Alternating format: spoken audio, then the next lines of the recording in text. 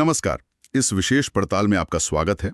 आज हमारे सामने कुछ स्रोत हैं जो वैश्विक मंच पर भारत की जटिल स्थिति और उसके ऊर्जा भविष्य पर रोशनी डालते हैं। जी। तो आज हम इन्हीं स्रोतों से मतलब जो भारत की भू राजनीतिक संतुलन और ऊर्जा बदलाव पर आधारित लेख हैं, उनसे महत्वपूर्ण जानकारियां समझने की कोशिश करेंगे। कैसे भारत, जैसे ईरान इजराइल संकट हैं, उनके बीच संतुलन साध रहा है और कैसे अपनी ऊर्जा जरूरतों को नए तरीके से पूरा करने की दिशा में बढ़ रहा है। चलिए शुरू करते हैं। भारत की विदेश नीति का एक दिलचस्प पहलू है ना? जी। ये जो कई ध्रुवों से एक साथ संबंध बनाए रखना। बिल्कुल। एक तरफ तो देखिए पश्चिमी देश है, खासकर अमेरिका और इजराइल, उनसे रक्षा और तकनीक में गहरी साझेदारी। तो वहीं दूसरी तरफ ईरान, रूस और खाड़ी देश, उनके साथ भी रिश्ते मजबूत हैं। हाँ, इसी को अक्सर रणनीतिक स्वायत्तता कहा जाता है। हाँ, रणनीतिक स्वायत्तता। और स्रोतों के अनुसार भी इसका असल मतलब ये है कि भारत किसी एक गुट से, आप कह सकते हैं, बंधा हुआ नहीं है।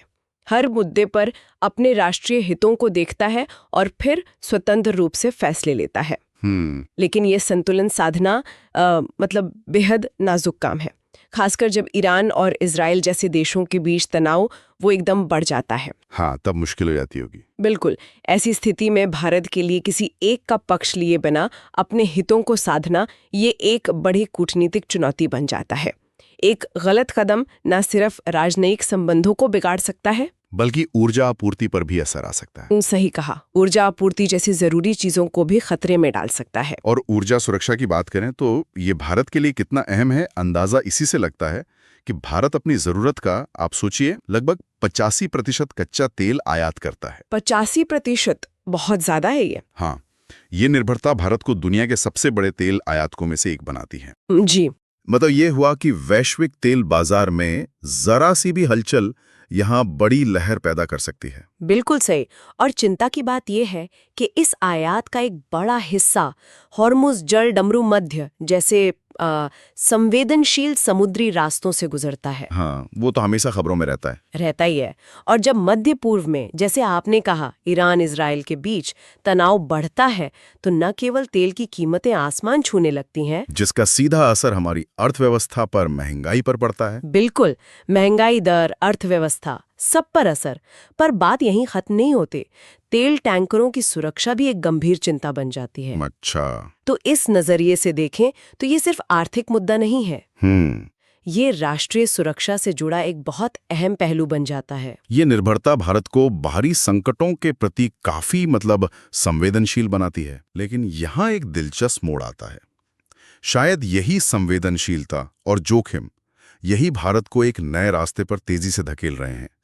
ऐसा लगता है कि ये जो भू राजनीतिक उथल पुथल है, वो हरित ऊर्जा की तरफ भारत के कदम को और रफ्तार दे रही है। ये एक बहुत महत्वपूर्ण अवलोकन है और स्रोत भी इसी ओर इशारा कर रहे हैं। भारत अब सौर ऊर्जा में, पवन ऊर्जा में, इलेक्ट्रिक वाहनों में, हाँ, ईवी की तो बहुत बात हो रही है। जी, और यहाँ तक कि ग्रीन हाइड्रोजन जैसी जो भविष्य की तकनीकें हैं, उनमें भारी निवेश कर रहा है। पहले इसे मुख्य रूप से, आप कह सकते हैं, जलवायु परिवर्तन से निपटने की एक रणनीति के तौर पर देखा जाता था। क्लाइमेट चेंज वाला एंगल। हाँ, लेकिन अब ये साफ है कि ये ऊर्जा स्वतंत्रता हासिल करने और भू राजनीतिक जोखिमों को कम करने की एक सोची समझी, एक बहुआयामी रणनीति है।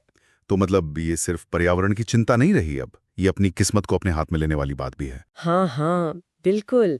इसे इस तरह से देखा जा सकता है, ये ऊर्जा के क्षेत्र में आत्मनिर्भर बनने की एक बहुत महत्वाकांक्षी कोशिश है। लेकिन आसान तो नहीं होगा। नहीं, बेशक नहीं। इस बदलाव की अपनी चुनौतियां हैं, जैसे कि जरूरी तकनीक लाना, भारी निवेश जुटाना, ग्रिड का आधुनिकीकरण करना, ये सब बड़े काम है। लेकिन दिशा स्पष्ट है। सवाल जरूर ये उठता है कि ये बदलाव कितनी तेजी से और कितने प्रभावी ढंग से हो पाएगा।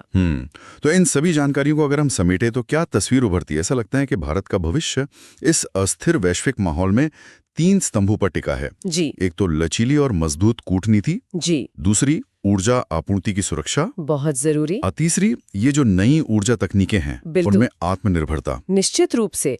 और ये जो ईरान इजराइल संघर्ष जैसी हालिया घटनाएं हैं, वो भारत की कूटनीतिक क्षमता और ऊर्जा लचीलेपन की परीक्षा तो है ही, साथ ही ये हरित ऊर्जा की ओर बदलाव को तेज करने के लिए एक शक्तिशाली प्रेरणा भी दे रहे हैं, एक पुश दे रहे हैं। हाँ, एक तरह का दबाव भी है और प्रेरणा भी। बिल्कुल। ये दिखाता है कि ऊर्जा का ये बदलाव अब महज एक विकल्प नहीं रह गया है। ये भारत के लिए एक रणनीतिक जरूरत बन चुका है। तो जाते जाते श्रोताओं के लिए एक विचार छोड़ते हैं। जैसे जैसे भारत ऊर्जा के क्षेत्र में आत्मनिर्भरता की ओर कदम बढ़ाएगा, वैश्विक मंच पर उसकी भूमिका, उसका प्रभाव और शायद उसकी निर्णय लेने की स्वतंत्रता, वो किस तरह बदल सकती है? सोचने वाली बात है। इस पर सोचने से शायद भविष्य की एक झलक मिल सकती है।